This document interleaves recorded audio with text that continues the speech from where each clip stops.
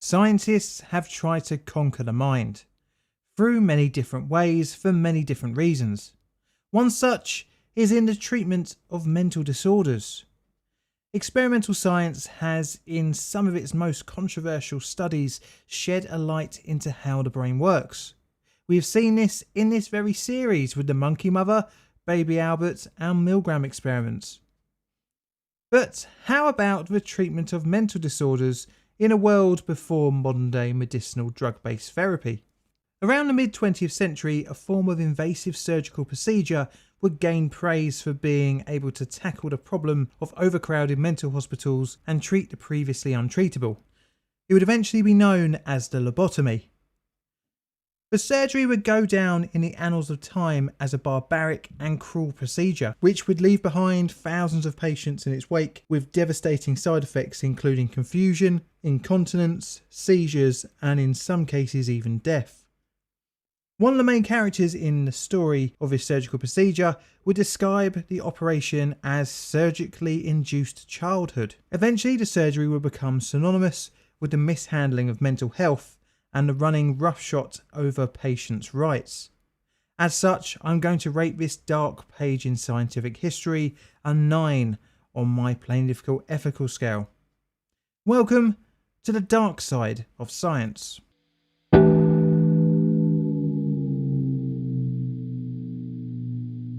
It is the turn of the 20th century.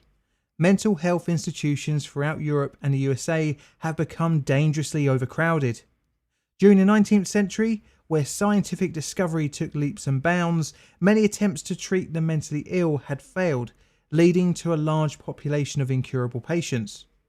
This was due to many industrialised countries having national systems of regulated asylums. These institutions sought out care for patients that had been disposed of in the system by their families, poorhouses, and the criminal justice system. With no proper ways of treating inhabitants of the asylums, many different forms of medical procedure were tested on the unfortunate patients. There are many gruesome types of treatment on offer in the early 20th century. In 1917, malaria therapy was introduced, where a patient would be deliberately infected with the zoonotic disease to induce fever to fight neurosyphilis. In 1920, the barbiturate-induced deep sleep therapy for premature dementia, aka precocious madness, or in its modern name form, schizophrenia. This treatment used drugs to keep patients unconscious for days or even weeks. In 1927, you might have been given insulin shock treatment, which used the peptide hormone to induce daily comas. In 1934, patients could be prescribed with the first type of seizure therapy, where a patient would be deliberately induced into convulsions by the use of PTZ. This therapy would be superseded by the more familiar electroshock therapy. Although these treatments could cause long-term lasting psychological and physical trauma, the patient had not undergone a surgical procedure to eradicate the disorder. But in 1935, in Portugal, a doctor named Antonio Moniz would change this when he performed the first leucotomy on a patient. The leucotomy, in its most basic form, was the deliberate damage of brain tissue in order to treat mental illness.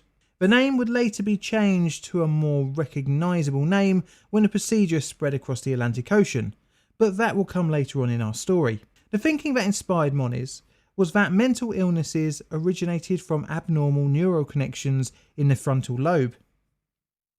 Moniz had seen the after effects of soldiers who had received injuries to the front lobe, in which the veterans would show a calm and quiet disposition. The brain is made up of two types of matter, grey and white. Grey matter is the brain's neurons and associated blood vessels and extensions. The white matter is the nerve fibres that connected to the areas of grey matter and carry messages between them through electrical impulses. Moniz theorised that by severing the white matter fibres from the frontal lobe would improve the patient's mental illness. Although in theory this might make sense, the connections within the brain in reality are far more complex than what was thought at the time. The grim procedure in its first form would would involve drilling holes in the skull either side of the prefrontal cortex and injecting the connecting fibres with alcohol to destroy them. Moniz found this method to not yield very good results due to the solution damaging much more than the white matter. A tool was developed called a leucotome, which looked like a long stick with a retractable wire loop inside. It allowed the operator to insert a metal loop into the brain, which was used to sever the white matter by extending and then retracting said loop. The process cut 6 cores in the white matter of each hemisphere using the new tool. Because the procedure involved cutting through the skull, the patient had to be operated on in a proper operating theatre under general anaesthetic. To test the theory, Moniz enlisted neurosurgeon Almeida Lima to conduct the surgery on 20 test subjects. Of these initial 20 patients who were suffering from depression, schizophrenia and anxiety, Moniz claimed 7 cures, 7 improvements and 6 unchanged cases, although the results were open to interpretation. Moniz claimed that the risk of some behavioural and personality deterioration outweighed the debilitating effects of severe psychiatric illness, which is understandable when taking mental health care at the time as a contextual background. A second set of patients were operated on due to the success of the first trial. These 18 patients all suffered from schizophrenia, and 3 were considered as almost cured, and another 2 had also become improved. Moniz did conclude that patients that had deteriorated considerably from their condition pre-procedure did not benefit much from the operation. In a well-known quote from Moniz, he described his radical new surgery. Prefrontal leucotomy is a simple operation, always safe, which may prove to be an effective surgical treatment in certain cases of mental disorder. The procedure would eventually earn Moniz a Nobel Prize in 1949. But initially, Moniz's new way of treating the thought to be untreatable was widely derided by the medical community. In 1936, Moniz published his results through articles in the medical press and a monograph, but to little attention. On the 26th of July 1936, one of his assistants gave a presentation at the Parisian meeting of the Société Médico-Psychologique on the results of the second test subjects, the 18 people suffering from schizophrenia leucotomized by Lima. This meeting wouldn't go down well, as the lead doctor at the institute in Lisbon, who had supplied the first set of patients to Moniz, was also in attendance and widely denounced the after effects of the surgery, saying that patients who had returned to his institute post-operation were diminished and had suffered a degradation of personality, further adding that the initial results of calmness and improvement were more likely attributed to the severe shock of the surgery and ultimately from the horrible brain trauma that the procedure induced on its victims. Many other physicians denounced the procedure, but bizarrely, this isn't the end, as several individual clinicians thought Moniz's leucotomy could be useful on an experimental basis on severe patients, and as such, the surgery was spread throughout Europe and even to the US during the mid to late 1930s, and this leads us down an even darker path. It is here that we are introduced to American doctors Walter Freeman and James W. Watts. Inspired by Moniz's new surgical procedure in 1936, the duo performed their own leucotomy. Walter had learned of the procedure after a chance meeting of Moniz at the London-hosted Second International Congress of Neurology in 1935.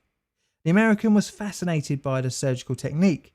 Upon returning to the US, Freeman started communicating with the Portuguese doctor. Moniz, during the correspondence, promised to send a monograph on leucotomy and urged him to purchase a leucotome of his own. Upon receiving the paper on the procedure, Freeman reviewed it and set about with his colleague Watts on experimenting with the surgery, which led to September 1936. Seeing flaws in the surgery, Watts and Freeman developed their own variation, which renamed the procedure the standard prefrontal lobotomy, to differentiate it from the Moniz method. This version severed more of the white matter and would be the de facto method moving forward for lobotomies performed in operating theatres.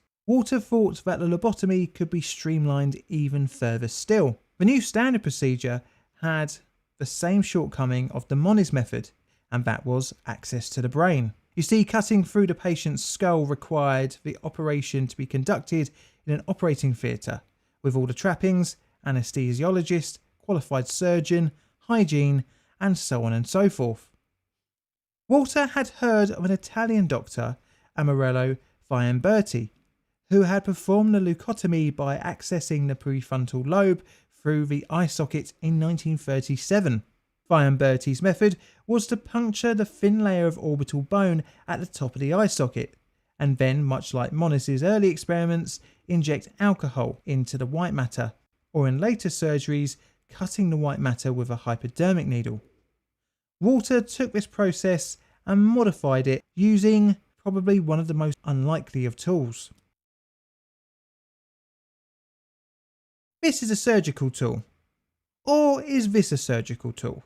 It's hard to tell, as one was used in psychosurgery and the other is an ice pick. Well, the similarity is not a coincidence, as Freeman's improvements on Amarello Fiamberti's transorbital lobotomy replaced the needle with an ice pick. In development of this new method, Freeman took an ice pick from his own kitchen and started practicing on a watermelon. He would eventually graduate to using cadavers. The thinking was that if the lobotomy could be performed without exposing the brain, then it could be performed by psychiatrists in psychiatric hospitals, allowing more people to be operated on. These are the tools used to the Freeman transorbital lobotomy. A new tool called the orbiter clasp, essentially an ice pick with markings along the side, and a hammer. The method would involve the patient being either under anaesthetic or electroconvulsive therapy used to render the subject unconscious. Then the orbiter clasp sharp end is placed under the eyelid and against the top of the eye socket. The hammer is then used to penetrate the surgical instrument through the thin layer of bone and into the brain along the line of the bridge of the nose, eventually going 5 centimeters deep. The orbiter clasp was then pivoted 40 degrees at the orbital perforation, so the tip cut towards the opposite side of the head. After this, the tool was then hammered in a further 2 centimeters into the brain. Again, the orbiter clasp was pivoted around 28 degrees each side to cut outwards and again inwards. Once this was complete, it was removed and the process was repeated on the other eye socket. The first patient to receive the procedure was in 1946, but once Freeman's partner Watts had heard about this new method, he left their practice, disgusted at the transorbital lobotomy. But like every other chapter in this story, this would not hamper the procedure's prevalence. The lobotomy had now been transformed from a serious surgical procedure of last resort to a 10-minute doctor's office job. Along with this came a severe lack of follow-up care and monitoring, which led to high relapse rates. Because of this, towards the end of the 1940s, nearly 20,000 people in the US had received the procedure. But not only that, the transorbital lobotomy would spread across the world and even back to the leucotomy's home grounds of Europe, spreading further still to the Soviet Union and Japan. To get a lobotomy in its late 1940s peak, you really didn't need to have much of a mental health condition, with the treatment touted for all kinds of ailments. The list of treatable illnesses with a lobotomy included, but was certainly not limited to, ADD, OCD, anxiety, PTSD, postnatal depression, chronic pain, Alzheimer's, criminality, and violent outbursts. Freeman, ever the showman, was responsible for a patient's death in 1951 when pausing a lobotomy to pose for a photo, in doing so causing severe brain hemorrhaging. He was even known to lobotomize 2 patients at the same time, one with each hand. The doctor even performed the operation on minors, including children as young as 4. In total, around 15% of patients who received a lobotomy died, but many more were changed for life, a shell of what they once were. For those who survived the ordeal, relapse would often follow. But like its first unveiling to the world in Paris in 1936, the procedure didn't go uncriticised. In the late 1940s, as Moniz was set to receive his Nobel Prize, multiple voices in the medical community spoke out on the barbaric procedure. But it wouldn't be the criticism for the December banning of the procedure in the USSR, but the synthesization of chlorpromazine, the first antipsychotic. As a side note, Soviet psychologist Dr. Nikolai Orozhevsky was quoted saying that lobotomies violate the principles of humanity, and that was from an official from 1950s USSR. The procedure gradually fell out of vogue, but Freeman would continue to perform the lobotomy all the way until 1967, when after their third lobotomy, one of Walter's patients died of a hemorrhage. This final procedure would get him banned from performing it ever again. The USSR wouldn't be the last to ban lobotomies, as even Moniz's Portugal would disallow the procedure from use. With further developments in drugs such as SSRIs, antipsychotics, and types of therapy like CBT, the need for surgical intervention slowly faded away, and by the 1980s, lobotomy became a thing of the past. Now, how would you rate the lobotomy on my ethical scale? 1 being good and 9 being pure cruelty? Let me know in the comments. This is a Plain Difficult production. All videos on the channel are Creative Commons Attribution Share Alike licensed. Plain Difficult videos are produced by me, John, in a sunny southeastern corner of London, UK. Help the channel grow by liking, commenting and subscribing.